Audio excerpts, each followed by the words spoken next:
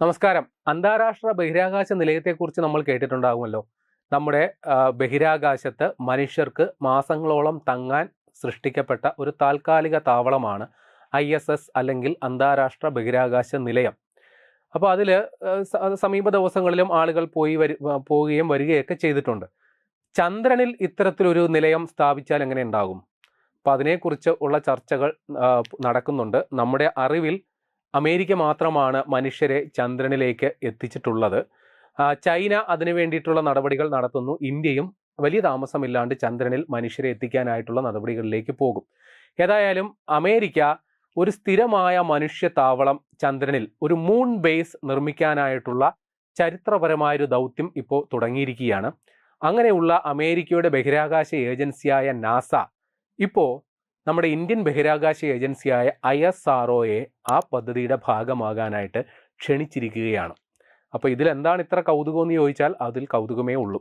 ബംഗളൂരുവിൽ ISRO ആസ്ഥാനത്ത് നടന്ന India US civil space joint working ഗ്രൂപ്പിൻ്റെ 9ാമത് യോഗത്തിലാണ് നാസ ഈ താല്പര്യം അറിയിച്ചത്.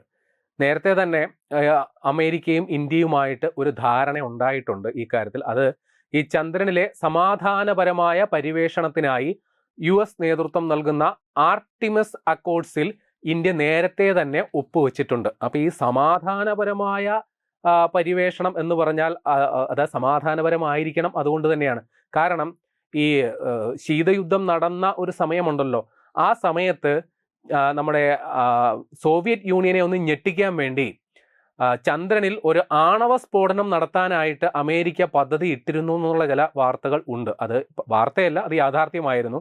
പക്ഷേ അങ്ങനൊരു സ്ഫോടനം നടത്തിയാൽ അത് ഭൂമിയിൽ കടുത്ത പ്രത്യാഘാതം ഉണ്ടാകും, അതിൻ്റെ പൊടിപടലങ്ങൾ ഭൂമിയിൽ വലിയ പ്രശ്നങ്ങൾ സൃഷ്ടിക്കുമെന്നുള്ള തിരിച്ചറിവിലാണ് ആ പദ്ധതിയിൽ നിന്ന് അന്ന് അമേരിക്ക പിന്നോട്ട് പോയത്.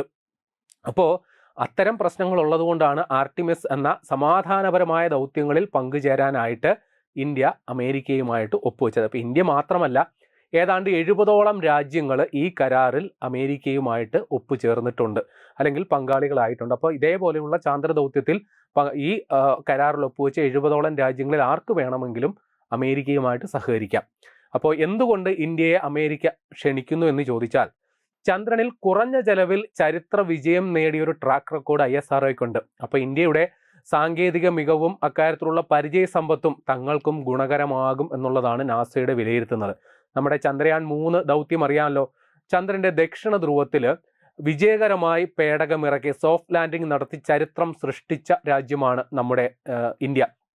അതുകൊണ്ട് നാസയുടെ ലൂണാർ സ്പേസ് അല്ലെങ്കിൽ ലൂണാർ ബേസ് നിർമ്മിക്കാൻ ഇന്ത്യക്ക് വലിയ സംഭാവന നൽകാൻ സാധിക്കും എന്നുള്ളതാണ് ഒരു ഏകദേശ അനുമാനം. അപ്പോൾ ഇത് പറയുമ്പോൾ കേൾക്കാൻ രസമൊക്കെയുണ്ട്, പക്ഷെ നല്ല കാശിയിലുള്ള ഏർപ്പാടാണ്. അമേരിക്കയുടെ കറൻസിയിൽ പറയുകയാണെങ്കിൽ ഏതാണ്ട് $2000 കോടി, ഇന്ത്യൻ കറൻസിയിൽ 1.67 ലക്ഷം കോടി രൂപ ചെലവഴിക്കാൻ അല്ലെങ്കിൽ ചെലവ് വരുന്നതാണ് ഈ പദ്ധതി.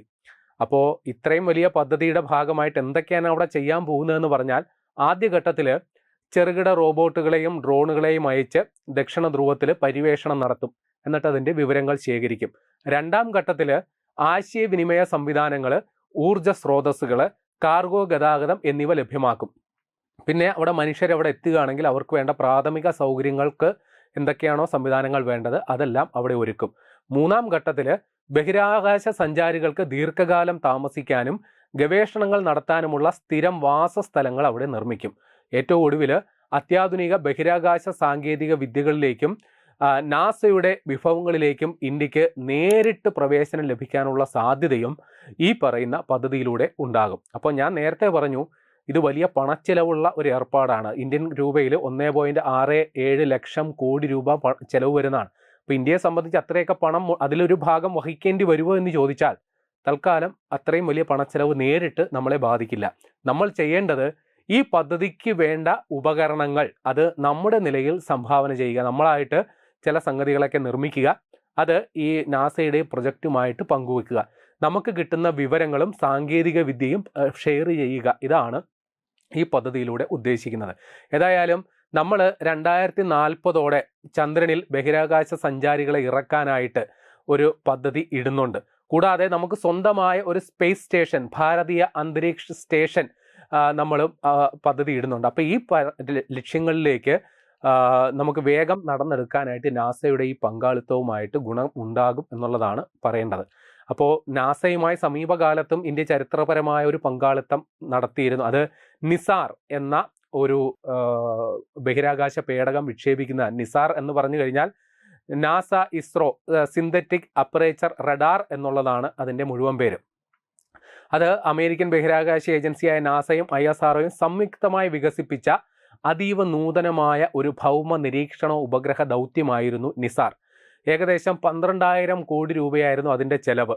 അത് 2025 ജൂലൈ 30 ശ്രീഹരിക്കോട്ടയിലെ സതീഷ് ധവാൻ ബഹിരാകാശ കേന്ദ്രത്തിൽ നിന്ന് ഇന്ത്യയുടെ GSLV F-16 റോക്കറ്റ് ഉപയോഗിച്ച് വിക്ഷേപിക്കുകയും ഏതാണ്ട് 747 കിലോമീറ്റർ ഉയരത്തിലുള്ള ഭ്രമണപഥത്തിൽ ഇപ്പോൾ വിജയകരമായി പ്രവർത്തിച്ചു കൊണ്ടിരിക്കുകയും ചെയ്യുന്നുണ്ട്. അപ്പോൾ ഈ നിസാറിൻ്റെ ഏറ്റവും വലിയ പ്രത്യേകത ഇരട്ട റഡാർ സാങ്കേതിക വിദ്യയാണ് അതിലുള്ളത്. അതിൽ ഒരു 2 ഫ്രീക്വൻസിയിലുള്ള സിഗ്നലുകൾ അതിൽ നിന്ന് കിട്ടും. അതൊന്ന് L ബാൻഡും ഒന്ന് S ബാൻഡുമാണ്. L ബാൻഡ് വികസിപ്പിച്ചത് നാസയാണ്. അത് ഉപയോഗിച്ച് വനാന്തരങ്ങൾ, മഞ്ഞുപാളികൾ, മണ്ണ് തുടങ്ങിയവയെ അതിലൊക്കെ തുളച്ചു കയറി ഉപരിതല വ്യതിയാനങ്ങൾ നിരീക്ഷിക്കാൻ സഹായിക്കും. S ബാൻഡ് അത് ISRO വികസിപ്പിച്ചതാണ്. അത് ഉപയോഗിച്ച് കാർഷിക വിളകൾ, തണ്ണീർത്തടങ്ങൾ, തീരദേശ മാറ്റങ്ങൾ ഇവയെ സസൂക്ഷ്മമായിട്ട് നിരീക്ഷിക്കാനും സാധിക്കും. അപ്പോൾ ചുരുക്കി പറഞ്ഞാൽ ഭൂമിയിൽ ഉണ്ടാകുന്ന അതിസൂക്ഷ്മമായ മാറ്റങ്ങൾ പോലും കണ്ടെത്താനും അന്തരീക്ഷ വ്യതിയാനം അല്ലെങ്കിൽ കാലാവസ്ഥ, പ്രകൃതി ദുരന്തങ്ങൾ ഇതിനെക്കുറിച്ചൊക്കെ മുന്നറിയിപ്പ് നൽകുക, ഭൂകമ്പങ്ങൾ, അഗ്നിപർവ്വത സ്ഫോടനങ്ങൾ, ഉരുൾപൊട്ടൽ എന്നിവയെക്കുറിച്ചുള്ള മുന്നറിയിപ്പ് നൽകുക എന്നുള്ളതാണ് ഈ നിസാർ ദൗത്യത്തിൻ്റെ ഭാഗം. അതോടൊപ്പം ഈ കാലാവസ്ഥ വ്യതിയാനം പഠിക്കുക, അന്റാർട്ടിക്കയിലെയും ഹിമാലയത്തിലെയും ഹിമാനികൾ ഉരുകുന്നത് നിരീക്ഷിക്കുക, സമുദ്രനിരപ്പിലെ വ്യതിയാനങ്ങൾ പഠിക്കുകയും ചെയ്യുക എന്നുള്ളതാണ് ഏറ്റവും വലിയ ഒരു ലക്ഷ്യമായിട്ട് ഇതിൽ കാണുന്നത്. അപ്പോൾ ഈ പറയുന്ന നാസയും ഇന്ത്യയുമായിട്ട് അത്ര സഹകരണം സുഖകരമായിരുന്നില്ല. കാരണം നാസയ്ക്ക് സ്വന്തമായിട്ട് ഒരു ബഹിരാകാശ നിലയമുണ്ടല്ലോ, ISS. ഏതാണ്ട് 1993 ആരംഭിച്ച് 98 നിർമ്മാണം തുടങ്ങിയ ഈ ബഹിരാകാശ പദ്ധതിയിൽ ഇന്ത്യ അന്ന് പങ്കാളിയായിരുന്നില്ല. പകരം പങ്കാളിയായിരുന്ന അമേരിക്കയെ കൂടാതെ റഷ്യ, യൂറോപ്പ്, ജപ്പാൻ, കാനഡ എന്നീ 5 പ്രധാന ഏജൻസികളാണ് പങ്കാളിയായിരുന്നത്. അതിൻ്റെ കാരണം ഈ 1990കളിൽ ഇന്ത്യയുടെ ബഹിരാകാശ പദ്ധതികൾ പ്രാഥമികമായിട്ട് വാർത്താവിനിമയ ഉപഗ്രഹങ്ങളുടെ വിക്ഷേപണത്തിനും അതിൻ്റെ സംവിധാനങ്ങൾക്കുമായിട്ട് ശ്രദ്ധ കേന്ദ്രീകരിച്ചിരിക്കുകയായിരുന്നു. ഈ മനുഷ്യരെ ബഹിരാകാശത്ത് എത്തിക്കുക എന്ന് പറയുന്ന പരിപാടിയിലേക്ക് വലിയ ഭീമൻ റോക്കറ്റുകളുടെ ആവശ്യമുണ്ട്, അല്ലെങ്കിൽ വലിയ പണച്ചെലവ് ആവശ്യമുണ്ടായിരുന്നു. ഇതൊന്നും ISROയ്ക്ക് ആ ഘട്ടത്തിൽ ഉണ്ടായിരുന്നില്ല. പിന്നെ ഈ ഇന്ത്യയും അമേരിക്കയുമായിട്ടുള്ള അത്ര സുഖകരമായിരുന്നില്ല. കാരണം ഈ പൊഖ്രാൻ ആണവ പരീക്ഷണം, 1ാം പരീക്ഷണത്തിന് ശേഷം ഇന്ത്യ ക്രയോജനിക് എഞ്ചിൻ വികസിപ്പിക്കുന്ന ഘട്ടത്തിൽ ആ സാങ്കേതിക വിദ്യ അമേരിക്കയോട് ആവശ്യപ്പെട്ടെങ്കിലും അത് ഇന്ത്യക്ക് തരാൻ അവർ തയ്യാറായിരുന്നില്ല. അതിൻ്റെ പ്രധാന കാരണം അമേരിക്കയുടെ നാസയ്ക്ക് വെല്ലുവിളി ഉയർത്തി ISRO വളരേണ്ടതില്ല എന്നുള്ള അവരുടെ ഒരു തീരുമാനമായിരുന്നു. അതോടൊപ്പം ഈ ക്രയോജനിക് സാങ്കേതിക വിദ്യ കിട്ടിക്കഴിഞ്ഞാൽ അതേ സാങ്കേതിക വിദ്യ ഉപയോഗിച്ച് ഇന്ത്യ ദീർഘദൂര ബാലിസ്റ്റിക് മിസൈലുകൾ തയ്യാറാക്കിയാൽ അത് തങ്ങളുടെ സുരക്ഷയ്ക്ക് ഭീഷണിയാണ് എന്നുള്ളത് അവർ കരുതി. കാരണം അക്കാലത്ത് ഇന്ത്യയും അമേരിക്കയുമായിട്ട് അത്ര സുഖകരമായിരുന്നില്ല ഒരു അന്തരീക്ഷം. പിന്നീടാണ് 2 രാജ്യങ്ങൾ തമ്മിൽ വലിയ സഹകരണം തുടങ്ങിയത്. അതിൻ്റെ കാരണം ഈ ശീതയുദ്ധത്തിൽ ഇന്ത്യ സോവിയറ്റ് യൂണിയൻ്റെ പക്ഷത്ത് നിന്നതും, അല്ലെങ്കിൽ ഈ പൊഖ്രാൻ ആണവ പരീക്ഷണങ്ങളുടെ പേരിൽ ഇന്ത്യക്ക് ഉപരോധങ്ങൾ ഏർപ്പെടുത്തിയതുമൊക്കെ ആയിരുന്നു ആ സമയത്തെ കാരണം. ഏതായാലും പിന്നീട് ഈ 98 പൊഖ്രാൻ 2ാമത് പരീക്ഷണത്തിന് ശേഷം ഇന്ത്യക്ക് മേൽ വീണ്ടും കടുത്ത ഉപരോധങ്ങൾ അമേരിക്ക ഏർപ്പെടുത്തി.